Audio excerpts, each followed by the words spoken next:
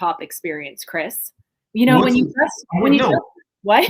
What's your stevia experience before we go live? What is that? There are certain things that should never be ingested by the human body. Why? Because is stevia not your friend? Stevia and Bridget don't mix. No. I'm gonna go back to putting honey in my coffee. Steven, what happens to you when you eat stevia? When I eat stevia, I just become more. Is that what you said? Stevia, right? Is that what you said? Stevia, Steven, Stefan. What's the difference, really? Steve, hey, for the entire performance tonight, let's call him Stevia. I mean, you're allowed to. Stevia. I invented that artificial sweetener. Guys, do you remember the old Nintendo where you had the controller like it was yesterday? A wire. I went to the mall today with one of my kids dressed as a live, or an animal, like a chick. He was like a stuffed animal, and we went to the mall. That's why Starbucks gave us free cake pops, by the way. If you're ever bored, just go to Walmart, spend $100 and get like an animal costume. Go places, they'll give you free stuff. Anyway, they had this old Nintendo stuff. And we were just like, my kids, James, who's 6, he's like, oh my God, this is so good. What are those things? What are they? I'm like, those are mushrooms. They're evil. Don't let them get you. And that's what are you talking about? That was part of my day, other than working, adding value and coaching people. I mean, I was at the mall with my 3 savages. I'm going to be totally honest with you. I was only half listening to whatever you were just saying. So the things I heard were Nintendo, mall, dressed as an animal, and cake pops. Do I have enough information to complete my day today? I think you got the full story. Yeah. Stevia, sometimes I have a hard time understanding you. Can you explain to me what Bridget's talking about? Well, she's talking about Starbucks and I've heard a lot of people have these like amazing stories of Starbucks giving them something for free, and it's like Starbucks is very good at that. They're very good at I don't know if they tell their employees to do that. I don't know if they don't tell their employees to do that, but the employees somehow know when you need something for free, and they're like, here you go. Here's a couple K-pops. Here's your, drinks on me today. Wow. They do that. That's what you're talking about, right, Bridget? Yeah. Well, we entertained them, so they were kind of paying us to entertain them. Exactly. Steven, any tips on how we can get free stuff from? Do I have to go in weeping? Should I go in crying, like something's bothering me, and see what happens? I would say that those Starbucks employees, based on my prior time working for Starbucks, but I would say that those employees are grinding. They're experiencing a lot of customers. So if you're just very nice to them and you prove to them that you're a human being and you wear this adorable costume and you've got your kids and that's going to do the trick. But I don't think they give you a cake pop if you walk in a full-on animal costume. A lot of the Starbucks here, they know me very well, so they probably wouldn't even bat an eyelash. They'd just be like, "Oh, that's Steven. That's Steven in the costume." I'll tell you guys this. Before 9/11, which was like about 3 or 4 years ago, whenever that happened, remember that? Before that, I used to fly almost every weekend. I was flying. Wow. Just flying around, meeting with clients in different parts of the country. I don't do that anymore. But I was at this Delta terminal once, and there was this flap on the terminal where the people work, and it was coming off, and I could see that the person working the terminal was having a hard time with it. I'm still in line. I stepped down the line. I went and found one of those little carts where they clean crap, the cleaning people, and there was a roll of duct tape on it. I literally just walked up to it. I grabbed the duct tape, and I walked up. And I opened the duct tape and I just started taping this thing together. And I looked at the chick and I was like, you're all set. So I get up and then I go to the back of the line. I get right up. You know what she does? Fucking first class. Hands me a first class ticket. She's like, here you go. It was my first time flying in first class. I've never paid for first class. That's nonsense to me for that. But holy smoke. I just found some duct tape. And duct tape everything together, and that's all it took. That was before. That was when you. I'm sorry, I didn't mean to interrupt you. Oh, so that what it's really telling of is that when you are good to somebody else, they want to obviously be good to you. It's like this equilibrium of value. Like if you add value to someone, they want to add value to you. Right? It's like a boomerang. Yes. It's like a boomerang. Yes. Eileen bakes cake pops. You're impressive. She's hacking the system. She's hacking the system. The question that I have is, if I show up at her house dressed like an animal, crying, will I get a free cake pop? That's the only thing I need to know. Is if I will say that I've been seeing a lot of Eileen's content lately, and I love her content. I love her posts. She's doing great. She's doing amazing. So awesome. So incredible. And look at all the highs are going by. Everybody's saying hi to each other while we're talking about nothing. We're talking about nothing. Okay, we do have some serious stuff to talk about tonight. Yes. And the serious stuff is how entrepreneurs sabotage themselves and how they end up failing. How entrepreneurs everywhere. Look we see it everywhere. I see it every single day. I see these people, and you know what's going on. You see it. They're doing themselves in, unfortunately. So we had the idea of talking about the 6. I don't know what did we title this thing? I think it's 6. Yeah, it is 6. It is 6. Great, incredible. Yeah, like the 6 real shocking ways that people sabotage themselves. Bridget, what do you see? What do you see in your work? I mean, when I start to maybe if I do a one-on-one with someone, I mean, I'm just going to get real for a second. Sometimes you do one-on-ones with people and you don't know what's going to happen.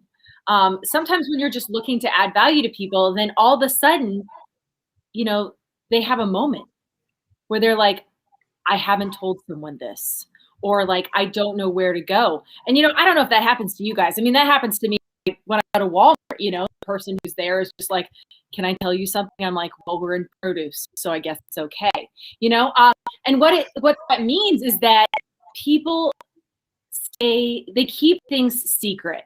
When they're having a problem, they fail to ask for help before it's too late, before they've already sabotaged themselves. And for business owners, it's when they want to make it totally motivated and, on ready. And they're like, I'm so excited to launch my business. But then all of a sudden they hit a wall because they fail to ask for help and get all the components right to make their business successful. And so, it goes back to the old phrase, we're only as thick as our secrets.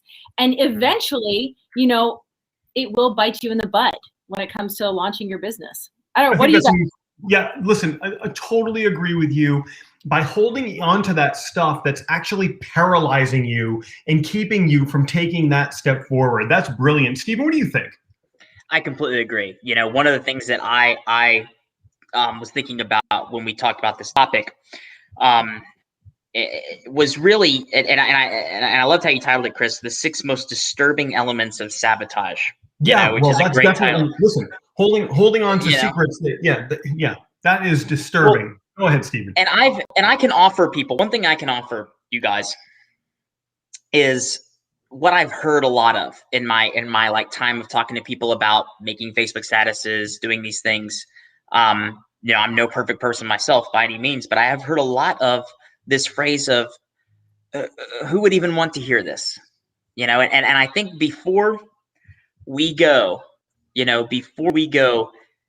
and make a status and write something, many times we have this inner voice in our head that's trying to sabotage what we're going to say. It's coming up with these things of like, who would even want to hear this? Was anyone even want to hear this? There's gonna, and I've seen that stop a lot of people from making Facebook statuses. I've seen that stop, and myself included, I throw myself into the fire first, so I think that inner monologue can sabotage us because we're worried about what other people might think. Yeah. And I'm not saying don't be concerned with what your audience thinks. I'm not saying that. I'm just saying that to some degree, at some point, you're going to have to experiment just a little bit with your marketing. You're going to have to experiment. It's going to be just a little bit of a risk. To make a Facebook status, it's always going to be a little bit of a risk. So get into your head and tell yourself those things that's going to not sabotage you. And tell yourself the reason why people would want to hear. Tell yourself all the reasons why people would want to hear what you have to say. That's absolutely brilliant. And it is that voice inside your head that sometimes gets you, in that corner, you know, here you are in that corner and that voice is telling you don't, and all you want to do is do, and you listen to that voice and then you don't. And what happens? There, you know, you're silent. You sabotage yourself. You're done. Your goose is cooked. I'm getting private messages right now telling me to move Bridget back up to where she belongs. People get really freaked out when things are inconsistent, Stephen. They like to see you. They like There's to see a structure here, Chris. They like to Okay, see you in the center. I don't know. I'm gonna mess with everybody right now and just kind of do this and now the whole show is. I don't like this. No, put it back. See, the whole show is ruined. When I say I have people messaging me, like my Facebook chat is like, you know, you guys are out of place. You guys are out of place. Holy heavy gravy, we're out of place. One of the things that I notice that where people sabotage, and listen, I'm coming out of the gate swinging and running at 100 miles an hour with this one. I'm not saving the best for last. I'm giving the best first, okay? So if you got here early, you're getting the good stuff straight away. But here is the way that I find people sabotage themselves, and I'm calling every single one of you out that has done this. And if you hate me for it, then you hate me for it. But when you refuse to invest in yourself, you can never expect others to invest in you. And when you invest in yourself at a certain level, you can only expect people will invest in you in that same exact level. So if you're the person that's like, no, I don't need any help. I don't need any training. I don't need any coaching. I'm going to go find it all on YouTube. Well, hey, guess what? All of your clients are going to go try to find their answers on YouTube too. That is exactly what's going to happen to you. So if you are out there, I'm calling you out, every single one of you, not you, Eileen, not you, Claudia, not you, Terry, everybody else. If you refuse to invest in yourself, you cannot expect others to invest in you. And if you refuse to invest, if you invest in yourself at this little microscopic level, you're only finding the free stuff and you're only doing the YouTube, the YouTube learning. That's what your clients are going to do to you. And you've got to realize that. And until you realize that, you are sabotaging every amount of success you could ever have. I agree. And actually, that leads to the next way we sabotage ourselves is that we think we know it all. We think we know it all. We don't even go to YouTube, okay?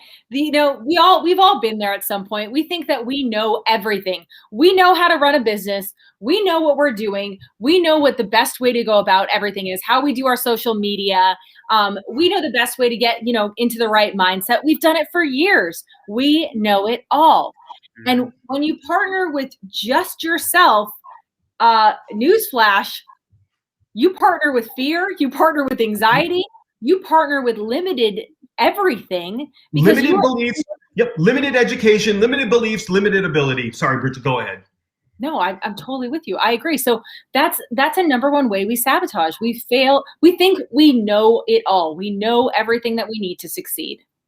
Brian Bear joining us from Bear Air. Great to see him here again. That kid is having remarkable results with the stuff that he's learning and he's doing. Nice to see him here. If you've just joined us, we're talking about the 6, what is it, Stephen? The 6 shocking things that we do to sabotage ourselves? Disturbing ways. Yeah. I think it's something, 6 ways that we sabotage ourselves that are disturbing. But, listening to what you guys listening to what you guys talk about, it's so truthful. And I think we have all these limiting beliefs. And I think one thing I've learned after working with a lot of different, business owners for the last year, I've been working with lawyers, it's how much I don't know. Is actually how much, and trust me when I say, if I were to say one industry is changing so much, it is the industry of marketing. Marketing is evolving weekly, daily, and monthly. And so there's going to be some things, you've got to get used to the fact that there are going to be things that you don't know. And if you start to get used to that, it humbles you in a way, and it makes you fearless to go learn. But boy, how many everyone here in the chat, both of you guys, how many times have you guys known someone to just go into something, not do the research, they just go in thinking they know it all, thinking they've got it set. I'll handle all myself. I got this. And a year later, 2 years later, they're having to actually get some real serious help and actually do the research to make it a success. You know, how many people have you known like that, you know? Yeah, it's a good point, Bridget. What do you think? Oh, I mean, I completely agree. And the other, you know, this is probably not one of the 6 most disturbing ways, but another way, which kind of tag teams already the ideas that we've talked about, is failing to partner with those people who are not only experts in their field, but partner with people who actually empower you, who want to cheer you on, who believe in your message or product or service and want to refer you out. Sometimes we go into a hole of like, okay, this is how I'm doing things. Yep. You know, you get in that business in a box mentality of this is how I do things, this is my way. And, you know, I don't believe anyone wants to share my message with the world or with anyone else. And that comes back to lack of confidence, but that's a whole nother story. But seriously, you partner with people who want to empower you, like Larry. Larry and I did an interview today. He goes, Bridget, I want to help you. I just want people to hear your message. You have a great message, great story, and I want to connect you to my entire network. I mean, we can all do that for each other. So partner with those people who empower you. I think that's brilliant. Take a look who's joining us, who almost forgot about it. William Elliott almost forgot about this. I don't know how it's possible to almost forget about this. Bridget, a quick tip. If you have a way that people are self-sabotaging, but you don't think it's like a terrifying way or whatever we said. Stephen, what's the word again? Disturbing. Disturbing. If you don't think it's disturbing, I find that by talking very animated and by yelling, it sounds more disturbing. That's just how I make things. Notice William Elliott has like all these initials, M, P, M, PMP, and MBA. He's got all these initials at the end of his name. I also see VP and POS in there. The dude has more initials that are actually in his real name. That's how you know you've hit a certain level in life, when all the initials come after your name. I want him to put 4 more on there. KMEA. I want him to get the KMEA designation. Yeah. You know I what want one at the very end that says like LOL. I want one at the very end that says like LOL or something. Can you imagine if you just start writing those initials, LMFAO, LOL. That would be incredible. And see if anyone notices. You should get KMEA is the designation for Kiss My Entire. We're glad you're here. Yes, we are glad you're here. And we love your So I heard this story about this woman the other day who, of an older generation, who thought LOL stood for lots of love. Incredible. Have you ever heard of anybody like this? It's not my mom. This could be my mom, but they thought LOL stands for lots of love. And somebody posted on Facebook about someone passing away, and she wanted to send lots of love. So she. Oh my goodness. Oh my gosh. Her comment. Oh no. Oh my God. Are you serious? Yeah, she wanted to send lots of love, and she wrote LOL as a comment. You've got to research this stuff, people, before you do anything. If you think LOL stands for lots of love, and then somebody posts a death notice, and you want to send them lots of love, you're not doing it with an LOL. That's like one of those. That's like one of those autocorrects. Like. Yes. That should be that's a take the keys away from grandma kind of thing. You gotta stop it. Just stop right there, okay? Like LOL. LOL, lots of love. Lots of liquor. Lots of liquor. I like Larry's. Lots of liquor. Good God. LOL, lots of liquor. I don't know. How people sabotage themselves. You know, during 2020, they're like, this is the year of the drink, you know? Alcohol sales is one of those sales, including our markets, you know? The mindset, the marketing market really skyrocketed, and so did alcohol sales. So I'm sure that probably is accurate. We don't have enough time in the broadcast to read Brian Baer's entire comment because it's like 5 paragraphs long. But he has a lot to say. I'll give you a moment to read it. There's a lot going on here, but you know, Brian, what I love about what Brian just said is he's incredibly self-aware. You know, he's aware, he knows and that's, ready for this? This is an absolutely terrifying self-sabotage. When you're not self-aware, when you haven't developed that self-awareness. We all know we need self-awareness, and you have to find a way to develop it. Bridget, you help people like this every single day develop self-awareness. When you know that you're not self-aware, I mean, you can tell, look, you can tell. When you know you're not self-aware and you do not do something to reverse that, you are sabotaging your ability to be successful. Simple. Sorry, I was agreeing with you. Mindset's always the first step. You have to, if you don't take control of your mindset, then you're not going to be successful, because everything, hey, you'll like this thought, Chris, Steve, Stefan, you will too, because you're both in marketing. You know what I've been telling people, the people I partner with, I've been saying, you buy all of the words that you market to yourself. Everything you say is a sales pitch to yourself, and you are setting your programming for everything you say. So everything you think, you are programming your subconscious terrain, which means it will eventually come into action. So notice, if you say, I'm going to try to do this, try means to your brain, puts it in the maybe box. It's never happening. You have to say, I will do this. You have to say positive affirmations. You have to launch yourself into being confident, but realize you always buy what you're selling.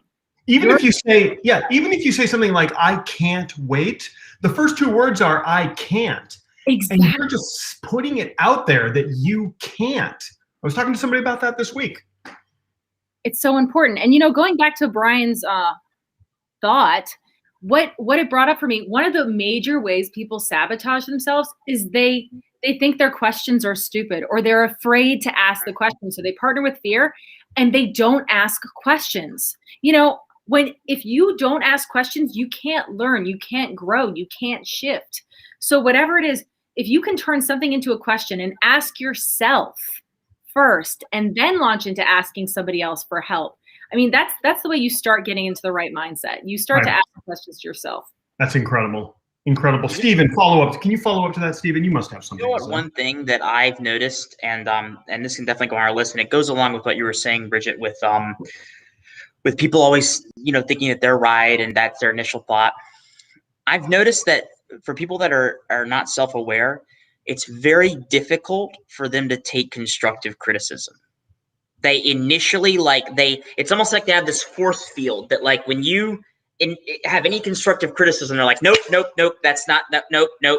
Like, believe it or not, they have like a justification and they have all this stuff. My challenge to people would be when someone, because I've been a writer for a long time. When you're a writer, you write something for someone, you send it to them, and you get back edits. So you get very used, and in college we would submit it to the whole class, and you get edits. So you're very used to getting criticism. And I'll never forget, in college, one of the rules they had is when we talk about your piece, and we spend talking about your piece for the entire class, 40 minutes, we talk about your piece, you cannot say anything back. You have to stay completely silent while the class critiques your writing.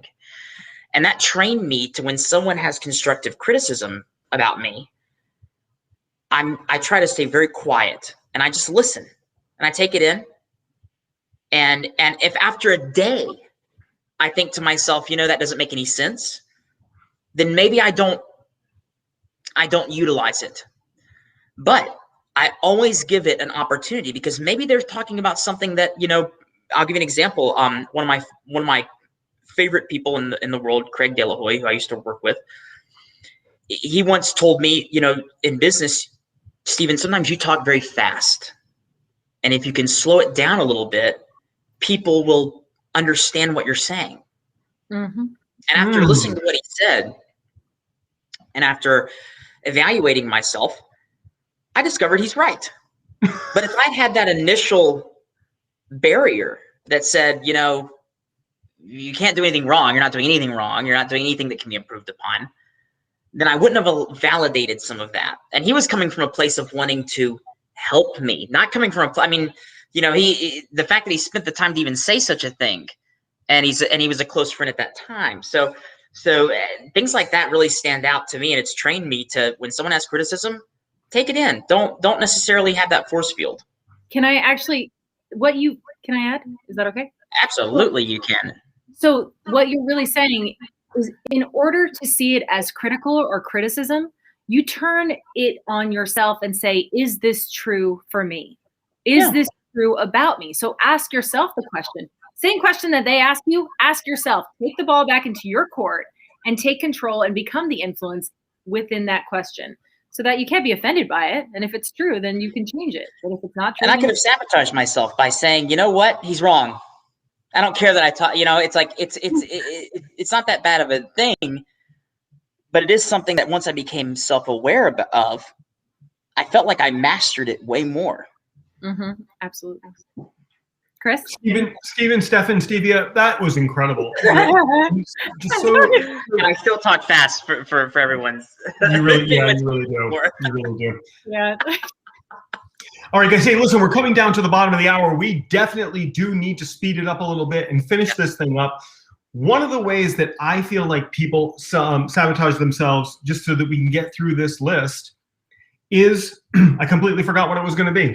Bridget, what's yours? Good Lord. Are you serious? Did you just say that to me? My default is always going back to, well, honestly, failing to see that confidence is important to success. Failing to realize that they're lacking confidence, because ultimately, if you lack confidence, you have low deservability.